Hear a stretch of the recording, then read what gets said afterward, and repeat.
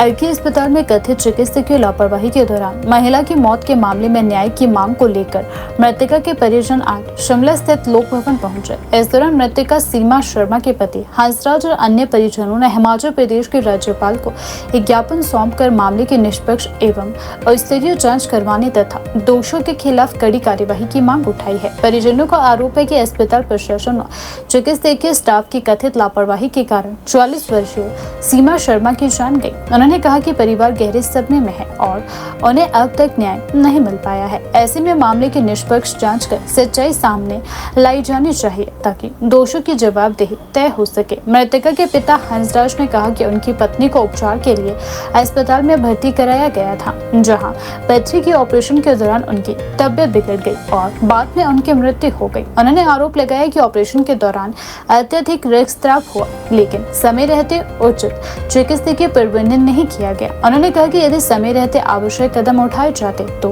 उनकी पत्नी की जान बचाई जा सकती थी। हंसराज ने राज्यपाल से मांग की है कि मामले की जांच किसी स्वतंत्र एजेंसी या स्तरीय समिति से करवाई जाए ताकि पीड़ित परिवार को न्याय मिल सके। उन्होंने कहा कि यदि इस मामले में दोषियों के खिलाफ कार्यवाही नहीं होती है तो भविष्य में भी ऐसी घटनाएं हो सकती हैं। लोक भवन पहुंचे परिजनों और उनके समर्थकों ने भी प्रशासन से हस्तक्षेप करने की मांग उठाई है।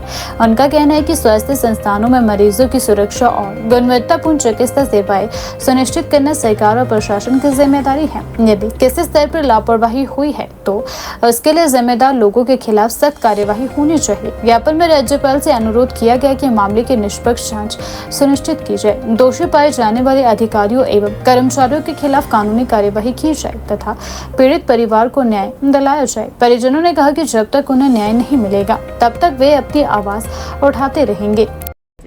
मैं हंसराज शर्मा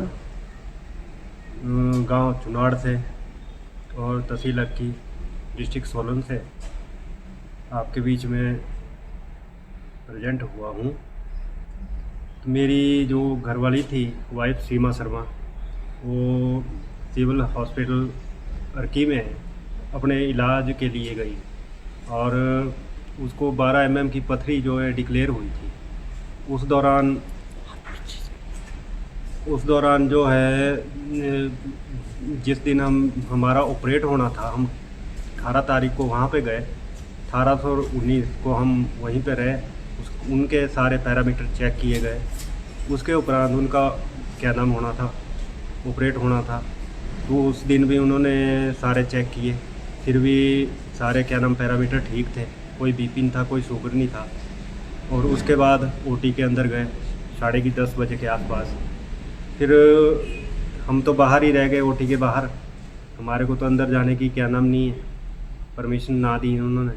वैसे मैं बोलता भी रहा कि मेरे साथ अंदर चलो या मेरे को अंदर ले चलो, लेकिन वो नहीं हमारे को ले गए। उसके बाद करीब कोई 12:30 के आसपास हलचल होनी शुरू हो गई उनके बीच में, जो नर्स ऊपर नीचे दौड़ रही थी। फिर हमें भी थोड़ा आभास हुआ कि चलो मेजर नहीं होगा इतना, क्योंकि नर्स ही जा रही है। उसके बाद वहाँ से डॉक्टर भी निकले, 1-2 डॉक्टर आए, वो अंदर गए। उसके बाद फिर से निकल आए बाहर। फिर हमारे को भी थोड़ा शक होना शुरू हो गया। उसके कोई आधा घंटा बाद जो डॉक्टर थे हमारे सर्जन ईमान जी, वो बाहर आए। उन्होंने बोला कि इनको दिल का दौरा पड़ा है और आप IGMC शिमला ले जाओ। उसके पश्चात हमने देखा अंदर, जब हम अंदर गए, मेरे साथ मेरे ज्वाइन जी थे दिनेश शर्मा जी, जो कि दाड़ला से हैं। तो उन्होंने देखा कि वो अंदर वो गए, मैं तो बाहर ही रह गया। मेरे को तो उस टाइम बस शॉट जैसा लग गया, मैं कुछ भी नहीं कर पाया। उसके बाद उन्होंने देखा कि सारे स्क्रीन जितनी भी होती है अंदर लगे हुए इंस्ट्रूमेंट, वो सब बंद थे या क्या नाम था, कोई मतलब मूवमेंट नहीं थी क्या नाम में। अब इसमें हम क्या बोल सकते हैं। हमारे सामने जो सीमा आई क्या नाम पे, तो उनकी आंखें भी बंद थी और मुंह में वो पाइप लगी हुई थी, उससे ब्लड भी आ रहा था। और उसी दौरान मैं तो बिल्कुल टूट चुका था उस टाइम, और उनको ले जा रहा था कि चलो। फिर वो जो साथ थे डॉक्टर के साथ और डॉक्टर वगैरह, उन्होंने ही सारे स्ट्रेचर को ले जाके जो है गाड़ी में नीचे छोड़ा। हम तो सीढ़ियों से गए नीचे। हमारे को इतना भी क्या नाम नहीं रहा कि हम उसके साथ जाए। उन्होंने टच तक नहीं करने दिया हमारे। उसके बाद हम आईजीएमसी के लिए दौड़ पड़े गाड़ी में। फिर वो हमारे पास वो सेशन वगैरह दिया हुआ था, उसको मैं दबा रहा था, टायर के ऊपर मैं बैठा था खुद। और एक हमारे साथ जो साथ में होता है एम्बुलेंस में कर्मी था उनका ही, वो बीच बीच में ब्लड को निकाल रहा था सेशन पाइप द्वारा। और हम लोग 3 थे उसमें, एक मेरे ज्वाइन थे, एक मेरे भाई साहब थे गांव के ही, और एक मैं था, और एक हमारे साथ वो थे जो एम्बुलेंस में होते हैं। बाकी वो करते रहे। जब हम यहाँ पे पहुँचे, हम पहुँच गए यहाँ पे लगभग 45 मिनट में, तो उन्होंने जो है डिक्लेयर किया, आँखें वगैरह चेक की। उसके बाद ईसीजी करवाई उनकी, तो ईसीजी डेड आई। उन्होंने बोल दिया कि थे तो 1.5-2 घंटा पहले एक्सपायर हो चुके हैं। हमारे साथ एम्बुलेंस में बैठे थे, हमने उनसे भी पूछने की कोशिश की कि पेशेंट है कि कुछ क्या दिक्कत। बोलो मैं नहीं बता सकता भाई कुछ भी। आईजीएमसी से आपको ऐसा बोला? आईजीएमसी से तो जो भी क्या नाम हुआ वो क्या नाम था, बाकी ये बेवकूफ़ बनाने वाली बात है।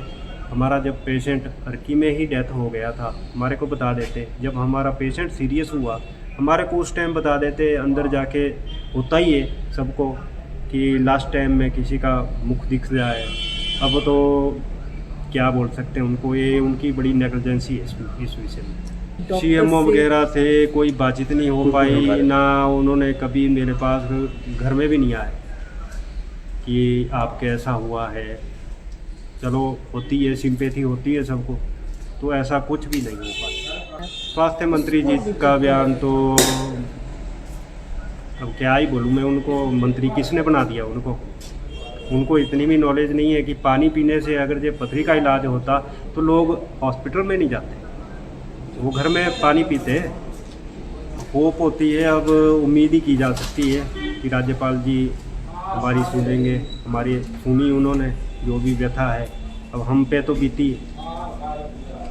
हमारे को तो न्याय चाहिए इस विषय में, और क्या नाम चाहिए, और ऐसा हो कि किसी के क्या नाम में ना हो, किसी का दबाव ना हो।